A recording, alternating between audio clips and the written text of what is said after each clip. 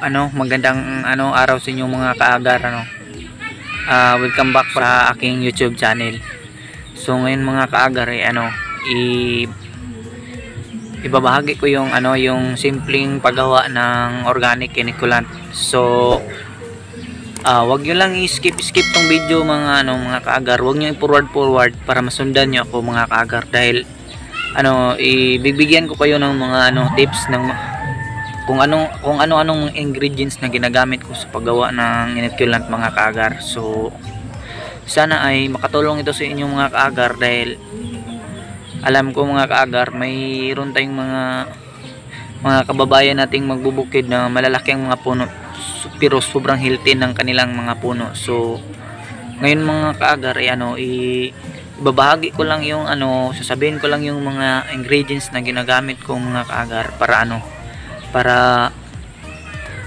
kayo nang gumawa. So kung may kunting kaalaman kayo, ay pwede nyo itong dagdag sa paggawa ng organic inoculant mga kaagar, or inoculant or serum mga kaagar. So pakinggan nyo lang ng maigi itong sasabihin ko mga kaagar, at kung pwede ay kumuha kayo ng ballpen at saka papel, ay ilistan yung mga sabihin ko ng ingredients mga kaagar, para may idea kayo kung paano gumawa ng organic inoculant. So simulan natin mga kaagar, no. So ang unang ingredients natin mga kaagar ay yung ano ba tawag doon, yung sugar mga kaagar. Sugar yung siya, yung sa amin kalamay yan sa amin yung kamay yung tawag sa amin, yung black sugar, basta yun, sugar siya mga kaagar, sugar.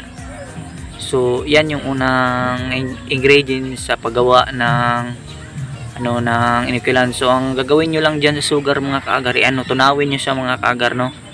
Tunawin nyo siya, tapos siya sa mainit.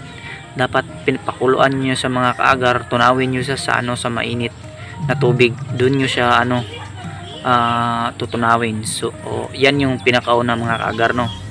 So ang pangalawang mga kaagar ay yung yung kanin. So yung kanin mga kaagar, yan yung magpo-produce ng fungi mga kaagar, no. Yan yung yung kanin yung mag-produce ng fungi. So yung kanin din mga kaagar ay samahan nyo ng ng katawan ng saging. So ang una ay sugar, ang pangalawa ay yung kanin mga kaagar, no. So ang pangatlo ay yung katawan ng saging mga kaagar. So ang katawan ng saging siya mga kaagar, yung katawan ng saging, tapos ay siya tagtarin nyo mga kaagar, tapos ihalo nyo sa kanin, tapos balutin nyo ng maigi at i-stack nyo 8 to 10 days mga kaagar, bago siya magkaroon ng mga organisms, mga microorganisms, siya magpo-produce ng mga microorganisms. So yan yung pangatlo mga kaagar, no. So ang mga kaagar, ang pang-apat ay yung pineapple. So ang pang-apat mga kaagar yung pineapple. So dapat ay mag-ready kayo ng blender para sa pineapple mga kaagar, no. Dapat ay i-ready nyo yung blender para sa pineapple. So kasi pag babalatan nyo yung pineapple, yung pinya, tapos ilagay nyo sa blender, tapos i-blend nyo para magdurog-durog lahat mga kaagar. So ang panglimang mga kaagar ay yung kamuti, sweet potato mga kaagar, no. So kamuti mga kaagar, yan yung panglimang ingredients mga kaagar, sweet potato. So dapat ang gawin dyan sa sweet potato mga kaagar ay pakuluan nyo lang yun mga kaagar, no. Pakuluan nyo siya mga kaagar, tapos ay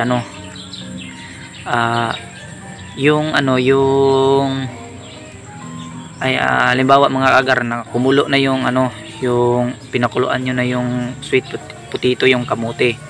So after that mga kaagar ay ilagay niyo yung pineapple, yung na blender nyo na pineapple mga kaagar, ihalo nyo doon sa sa kumukulong ano, pinakuluan nyo na ano, sweet potato or kamuti mga kaagar. So yun ang ano, yun yung 5 ingredients na ginagamit ko mga kaagar, no. So ngayon ko lang ito pinapakita sa inyo mga, ay sinasabi sa inyo mga kaagar, dahil ano talaga nakita ko sa Facebook maraming mga malalaking puno nga na wala silang mga fang-infect sa mga puno. So sana mga kaagar makatulong ito sa inyo mga kaagar. Wag muna kayong magpasalamat mga kaagar, no. Balikan nyo lang ako magpasalamat, mag-comment kayo sa aking YouTube channel kung naging successful yung paggawa niyo mga kaagar. Kasi kadalasan kasi diyan mga kaagar ay ano, hindi yan ano tawag doon, minsan may failure diyan mga kaagar, ma-failure yan sa paggawa, depende niyan sa paggawa. Kasi mga kaagar, mag-failure siya kasi yung pagtimpla nyo or pag-mix nyo ay hindi tama or napasobraan yung mga kaagar. So dapat mga kaagar ay ano, kung may mga kunting kaalaman kayo sa ibang naggumagawa nito mga kaagar, ay pwede nyo itong ipagsama-sama lahat mga kaagar, no, para magkaano sila, kung ano ba, kumbaga pinagsama mo sila. Kung halimbawa ay pinagsama mo, kung maging maganda yung resulta, so yun na lang ang gagawin mo mga kaagar. So sa susunod kong video mga kaagar ay ano, i-upload ko din yung ano, yung kung gaano yung ano, kung gaano siya ka-epektibo, kung ilang man siya magkakaroon ng amoy, magkakaroon ng oil. So ngayon lang mga kaagar, ito lang muna yung ano, yung ibabahagi ko sa inyo yung mga ingredients ko sa paggawa ng organic inoculant.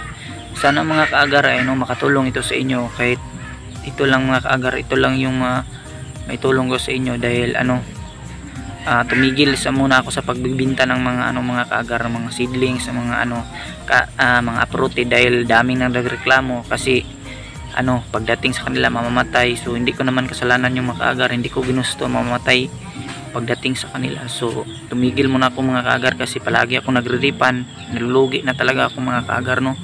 So ngayon ay tumitigil muna ako sa pagbibinta. So ngayon ay ito lang binahagi ko sa inyo, ang paggawa ng organic inoculant. So maraming salamat sa inyong mga suporta mga kaagar, no. Naway huwag niyong kalimutang mag-subscribe sa aking YouTube channel para ma-notify ko yung mga kaagar sa mga bago kong i-upload na video.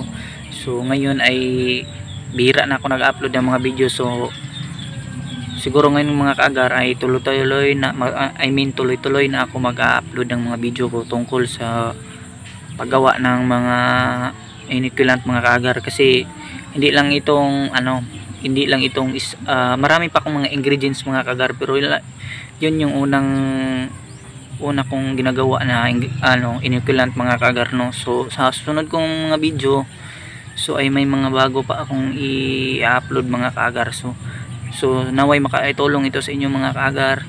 God bless you all, ingat. So happy planting mga kaagar, no.